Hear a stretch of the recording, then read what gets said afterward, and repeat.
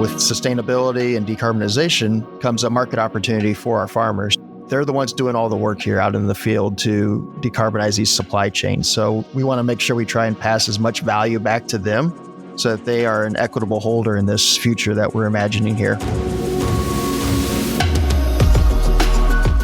Welcome to the Farm Smart Podcast, presented by Nutrien Ag Solutions, where every month we're talking to sustainable agriculture experts from throughout the industry.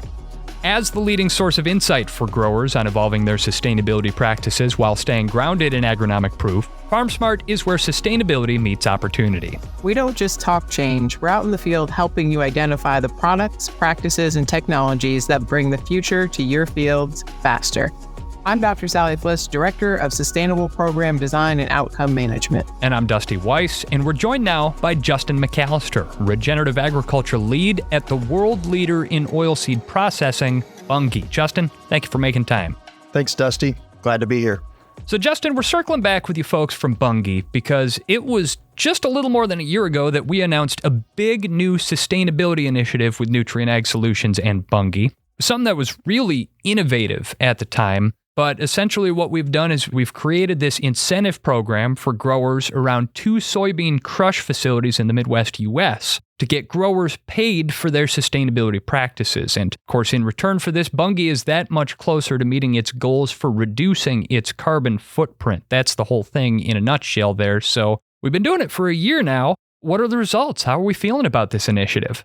Man, Dusty, a year goes by very quickly. So in our efforts to support our customers to promote low carbon growth, decarbonize their supply chains, we've gone ahead and released this regenerative ag program at 2 of our locations, and one in Decatur, Indiana, and one in Council Bluffs, Iowa. We had a great mix of growers engaged on the program. We've primarily been targeting new practices, but got a decent amount of existing practitioners into the program. And we are finishing up the year 1 data collection now, and we should start to see some results by the end of 2024. So it's awesome to see a campaign come full circle to completion. Justin, what are some of the ups and the downs that we've seen in this first year? I'm not as involved on the ground. I work with you guys a lot on the program planning stuff, but I've got team members that are out there on the ground with you and your merchandisers. So what's working and what's not in this program at the moment? There's a couple of things here. So I'll start with the things that could use a little work, and it's not necessarily because of anybody. It's just the nature of what we're trying to achieve here. But as we go to farmers and ask them to change their practices, there's a lot of data around what they're doing for their practice change. And so that data lift is very big, and not all the data comes in a nice, clean form. So getting the data into a usable platform, Agrible, tends to be a little bit heavier lift and taking up a lot of time in the field.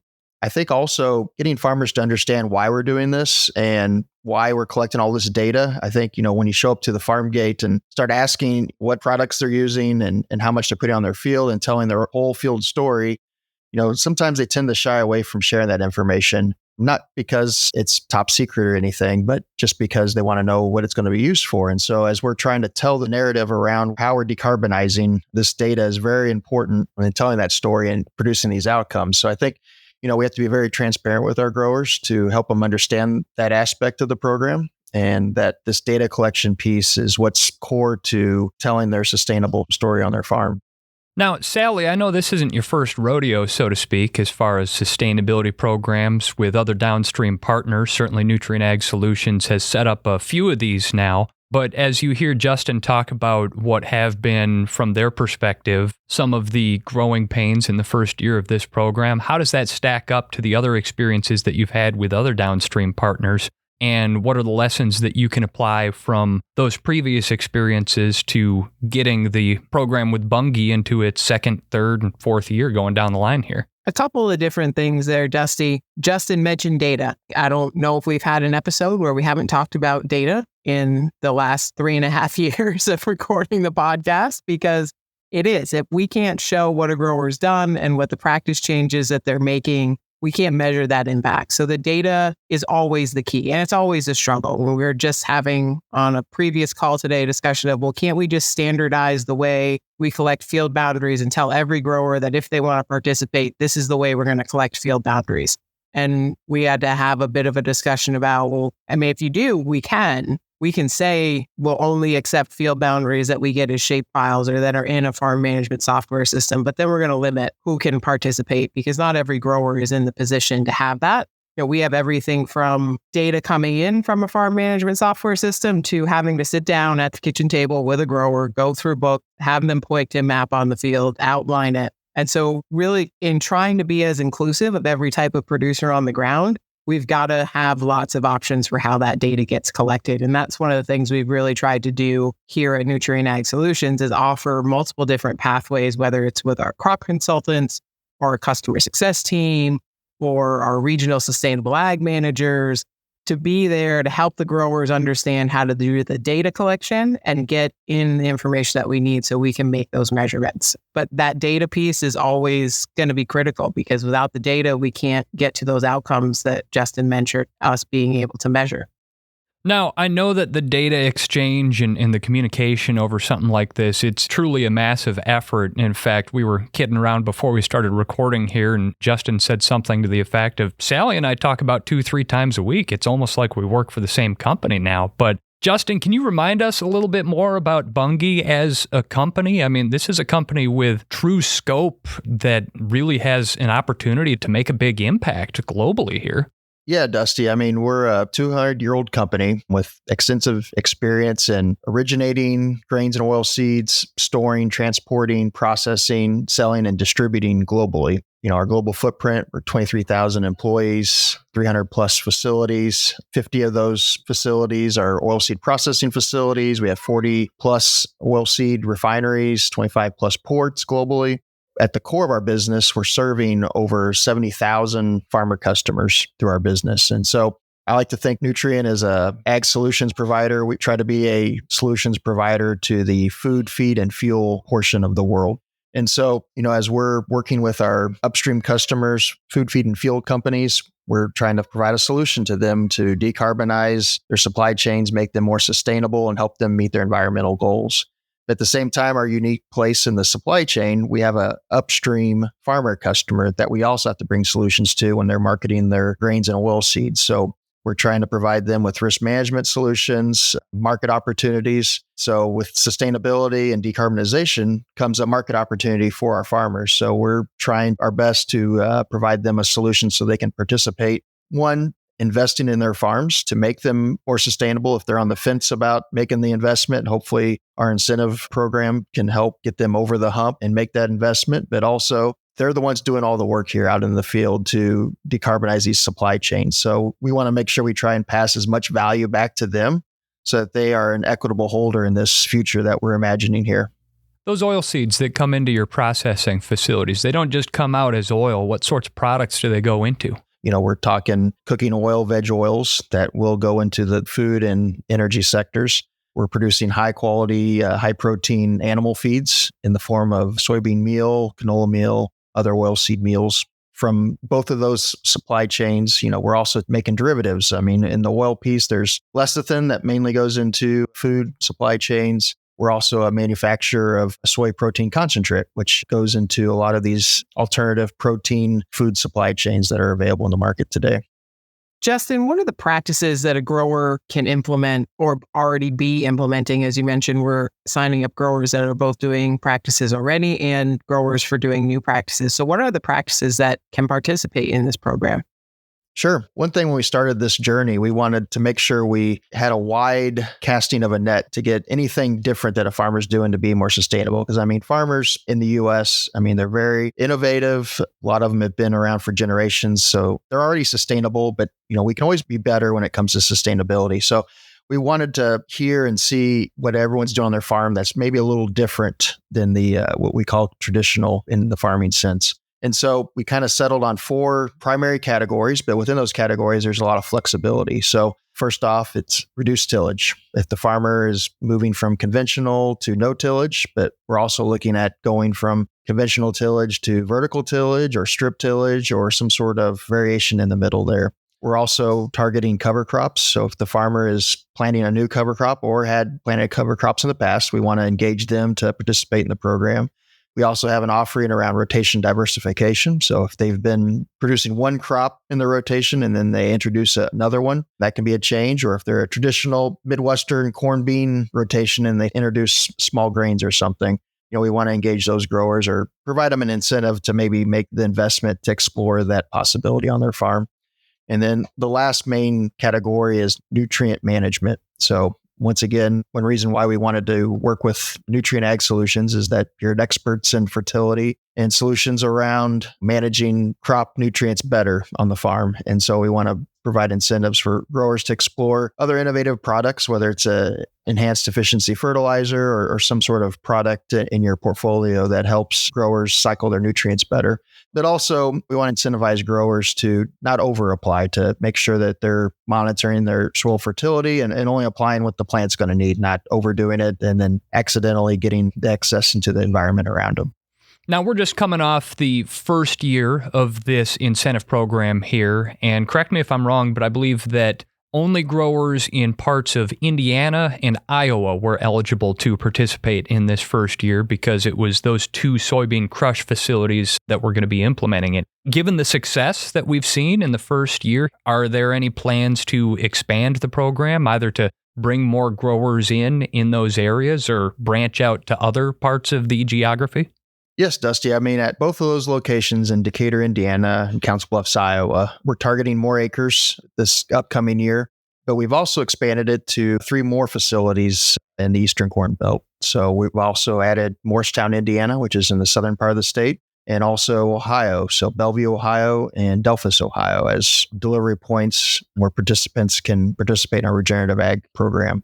As we look at our customer needs, we have a very large portfolio of customers. We'll definitely be looking at other locations to add to the mix as our downstream customers ask for solutions. So we hope to be able to provide solutions to more of our farmers, but also our food and feed and fuel customers as well. So, Justin, you mentioned that these are all delivery points for participating in the program. So could you just expand on that a little bit and how our supply shed accounting and tracking works and why there's this requirement for the growers to deliver their beans to a Bunge facility if they're participating in the program?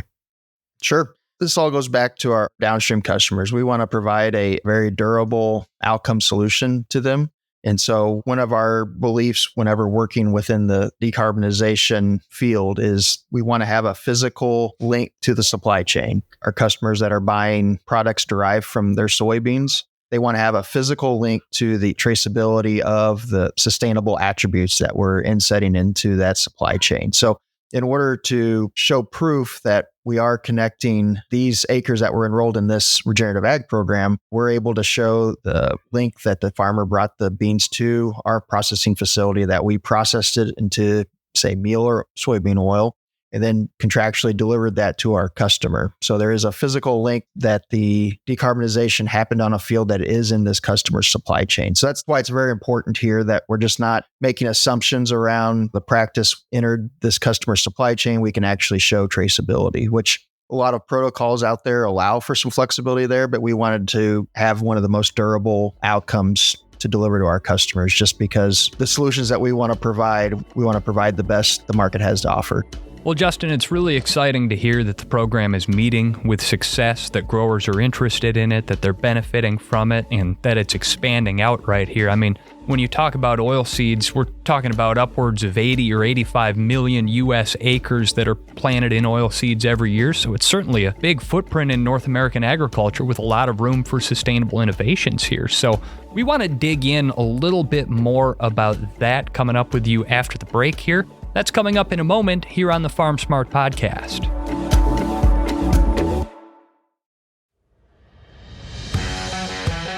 Farm Smart is the core of Nutrien Ag Solutions' sustainable agriculture offerings, leading the field with growers to record positive environmental impacts while identifying and embracing new revenue streams. In leveraging practices and products and recording your outcomes, your reward for making informed agronomic decisions will be waiting for you in our digital sustainability platform. The data you input can help set a baseline, identify opportunities for continued improvement, and help qualify you for market access opportunities. We're here to maximize incentives and help ensure the legacy of your operation. Getting started with FarmSmart is easy. Log in or create an account with Agrible, then track your data and get paid. Getting started now means we can get to the future faster. FarmSmart, where sustainability meets opportunity. NutrientAgSolutions.com/FarmSmart. This is the FarmSmart podcast presented by Nutrien Ag Solutions. I'm Dusty Weiss along with Sally Fliss, and we're talking today with Justin McAllister, Regenerative Agriculture Lead at Bunge. And Justin, you probably get asked this question a lot, but I'm going to do the obvious thing and ask it anyway. As the Regenerative Ag Lead for the world leader in oilseed processing, how do you define regenerative agriculture at Bunge? So we consider it a farming framework that encompasses several practices that improve structure and soil health and the ecosystems while strengthening agricultural resiliency and addressing climate risk. So we're working towards reducing soil disturbance through the use of reduced tillage and cover crops. We're also support responsibly managing inputs. So using the right amount of fertilizers and pesticides on the field and not over applying. Look, this is a global practice. It's not new. But, as we're finding places where we can improve soil health and protect water and air quality, and then also support biodiversity and sequester carbon, it's something that we feel very strongly about and want to support on a global scale. Now, you're calling from the family farm in Missouri here, Justin. In fact, I think I hear some of the family in the background there. Little kids, little critters running around in the background there. But being as you, in addition to having this job with Bunge, work on the family farm as well, what have you been able to take from your experience at Bunge and implement as practices on your own farm? Yeah, Dusty. So a lot of what I like to do on the farm, I kid my wife, I don't like to sleep. So between Bunge and farming, it keeps me very busy. But that's why tractors have lights, right? Exactly. And auto steer and all the other good stuff, right? One thing that I want to take away, or I always try to do on my own farm, is how can I put regenerative ag at scale on a commercial farm? Because we're talking to a lot of customers that this is their business. They do everything at scale. And so if I can't make it work, then why should I expect them to make it work? So I'm always looking for efficient ways to seed cover crops, which species work well in our program. I do multi-species cover crops across multiple fields and soil types. Also work with our nutrient management to be sure not to over apply, and always looking for solutions, whether it's solutions to help with my nutrient cycling. I'm looking at biologicals as well, which is a new space in this arena. And then, of course, the almighty one, reduced tillage. So when you don't have a lot of time, that you also have some slopes that you don't want erosion to take over, you look for opportunities to be better at no-tilling. And so most of our ground is no-tilled these days. Something that my dad actually started doing. A lot of the new innovative tools that have come out with seed genetics and crop chemistry, but something that I've been able to take and run with and improve across a lot of our fields and seeing very good results, not just in time management, but in keeping the soil in place. Being in North Central Missouri, we have some decent ground, but we don't have the best. So we want to keep it all that we can. And then also getting back to the reduced tillage, no-till, and also the cover crop piece. It's very important to us to try and keep the soils covered for most of the year as possible to help build organic matter, but also to keep that erosion in check. So, and we've seen some great results from it. It's just working with growers. It's an investment. It's not free. And so I always like to think about that when we're asking our farmer customers to take on these practices, knowing that this isn't free, that they will see some efficiencies gained, some cost savings, hopefully, but it's an investment. And we're trying to help them justify that investment and make their farms better for generations to come. Justin, you mentioned a few of them there, but as we think about where does this program go after the first 3 years, which we're getting into rolling out year 3 of signups for this, what are some of the other practices that you're excited about to introduce either on your own farm or to the growers in this program that'll keep driving those sustainability metrics year over year in that continuous improvement pathway? Yeah, we're mainly concentrating on soy today. I think there's some very interesting technologies coming out from a nutrient standpoint, products out there such as Nutrien's Titan additive that helps with phosphate cycling.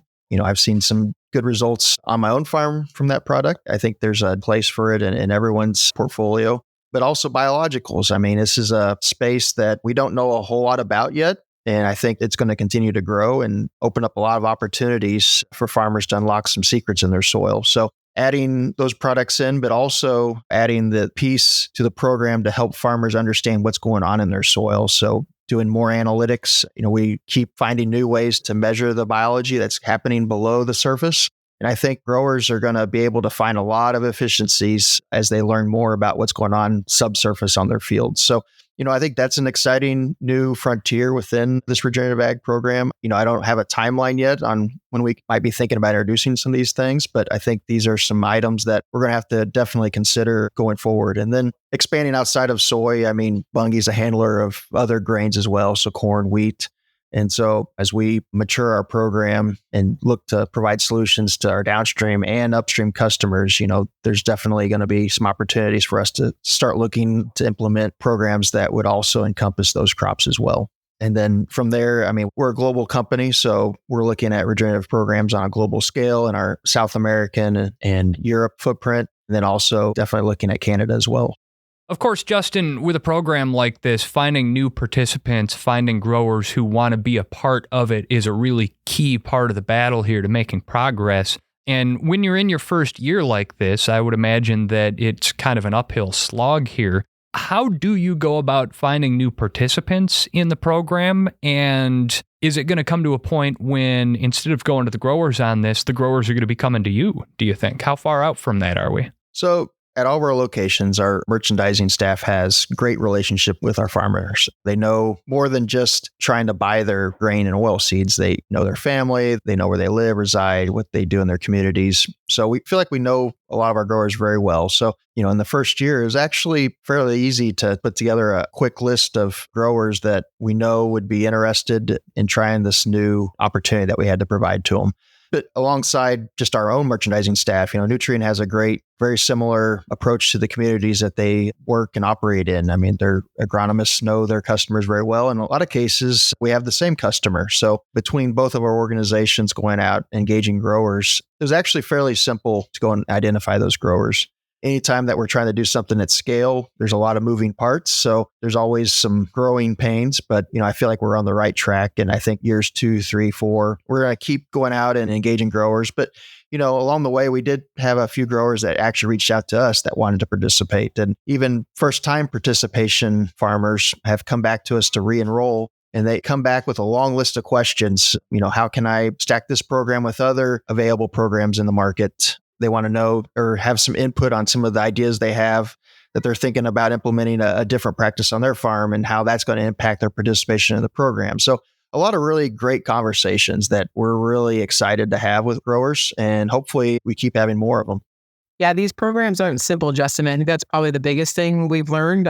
Dusty said it earlier. We talk 2 or 3 times a week, and sometimes it's about program stuff. Sometimes it's just about this larger landscape of reporting and what's coming next and what are these other downstreams going to be required to do, or what might growers be required to do going forward. And then when you look at that, our program spans across 2 countries and different crops, it gets pretty complicated pretty fast. So it's exciting to see that we've been successful working together and continuing to expand because, as we've talked many times, Dusty, this is an ever-changing landscape of needs and reporting and what the different downstreams want to see and what they feel like their definition of regenerative ag is versus what Bunge might be thinking their definition of regenerative ag is, or the growers are thinking about when they look at regenerative ag. So it's definitely a dynamic space that we work in every day, Justin.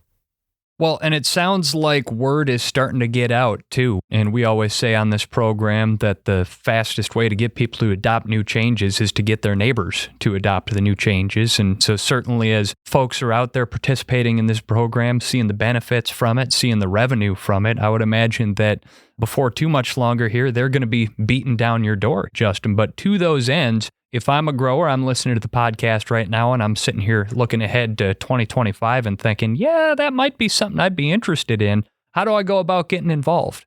If you're tributary to any of the 5 locations I mentioned earlier in the podcast, Council Bluffs, Iowa, Decatur, Indiana, Morristown, Indiana, Bellevue, Ohio, Delphus, Ohio, definitely reach out to your local Bunge merchant. Also, please reach out to your local Nutrien Ag Solutions representative as well, because both can have the information and can guide the farmer into enrolling in the program, what's going to need to happen. I will say that, we're getting ready to roll out our 2025 program not a lot of things have changed from year one of us releasing the program. So if the farmer's already engaged on the program or read some of the information we have, nothing's really changed. But a lot of the change starts now. So growers are going to start making plans around seeding their cover crops, what fields are going to be good candidates for that change in practice. And so all that happens here as we enter the final stage of growing the current crop in the ground. And then from there, start the data collection process, because there's a lot of data points that need to be collected. Doesn't have to be hard. Nutrien has a great staff that works with growers to get that data into a usable form, but it does take some time. And then as they start making their plans, get that cover crop planted, if that's one of the practices they're going to change, start making plans around if they're going to maybe approach it from a reduced tillage aspect. So there's some investments that need to happen here over the winter season as they prepare for spring seeding, because this is for this year going to target soybeans again. So these are fields that growers are going to seed the soybeans to participate in our program. But I'll do a little plug here for Sally's snow program. If you're participating in the soy program previously and are rotating into corn, definitely please check out that program to keep the seamless transition from year to year pretty easy lift for the farmer. Sustainable nitrogen outcomes, that's what snow is, just as a reminder. And of course, if you're a reader, not a listener, we'll put links in the episode description to information about all these programs as well. But I gotta say, it's really cool to hear that the program is growing, meeting with success, and continuing to move forward here. And so it's been really great catching up with you folks from Bunge. Justin McAllister, Regenerative Agriculture Lead at Bunge, thank you so much for joining us on this episode of the Farm Smart Podcast. And that is going to conclude this episode of the Farm Smart Podcast. New episodes arrive every month, so make sure you subscribe to the Farm Smart Podcast in your favorite app and visit nutrienagsolutions.com/farmsmart to learn more. The Farm Smart Podcast is brought to you by Nutrien Ag Solutions with editing by Emily Kasinger. And the Farm Smart Podcast is produced by PodCamp Media, branded podcast production for businesses, podcampmedia.com. I'm Dusty Weiss for Nutrien Ag Solutions. Thanks for listening.